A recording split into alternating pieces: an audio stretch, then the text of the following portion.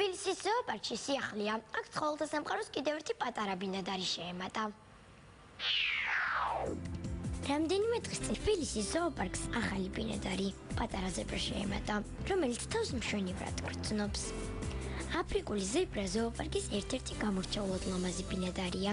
ის სამხრეთ და აღმოსავლეთ აფრიკის მეჩხერ ტყეებში, სავანებსა და სანაპირო ველებზე ბინადრობს.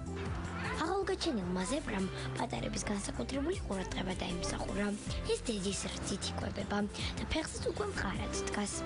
მე ყველა ცხოველი ვნახე, მათ შორის მომეწონა პატარა ზებრა, რადგან ლამაზი ზოლები ჰქონდა და ძალიან საყვარელი იყო. ვოლიერსა და ზებრების ოჯახი ცხოვრობს აფრიკა ჰქვია. აქ ზებრებთან ერთად სირაქლემებიც ბინადრობენ. სირაქლემა ფრინველებს შორის ყველაზე დიდი ზომისაა.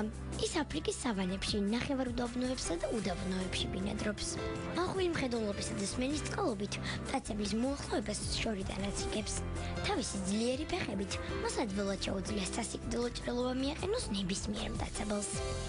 ვოლიერ აფრიკის კიდევ ერთი ბინადარი კანაა. ის აფრიკის გაშლილ ველებსა და სავანებშია გავრცელებული.